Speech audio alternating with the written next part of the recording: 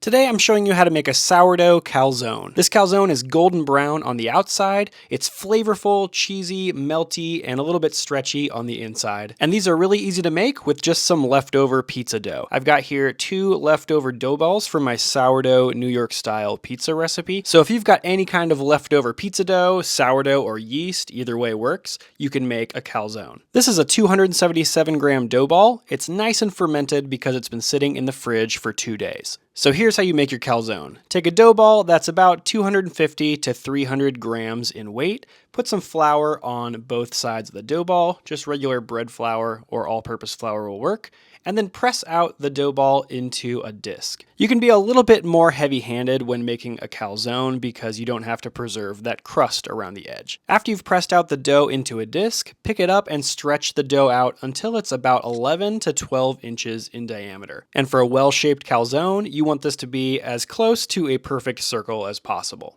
Now for the filling. Add 1/3 cup of whole milk ricotta cheese to the bottom section of the dough, and then add 2 tablespoons of freshly grated Parmigiano Reggiano or Pecorino Romano cheese. And then for seasoning, add 1/4 teaspoon of kosher salt and any other herbs and spices that you want. The ones that I used are on the screen, but you can use any herbs and spices that you feel like adding. Next, use a fork to smash the ricotta, parmesan, and spice mixture. You basically want to spread this mixture over the bottom half or the bottom semicircle of the dough.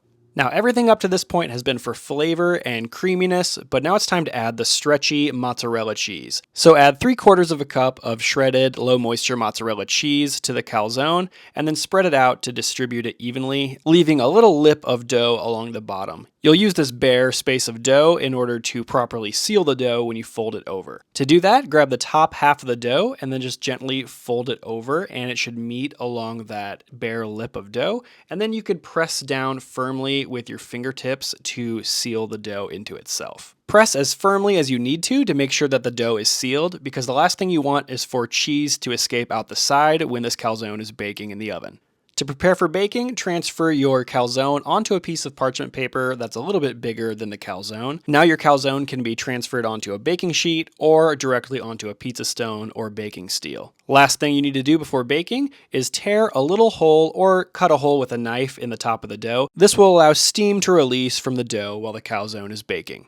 Now add 1/2 teaspoon of extra virgin olive oil on top of the calzone and brush it into the dough with a pastry brush. This will help the dough brown evenly in the oven and give it a nice crust.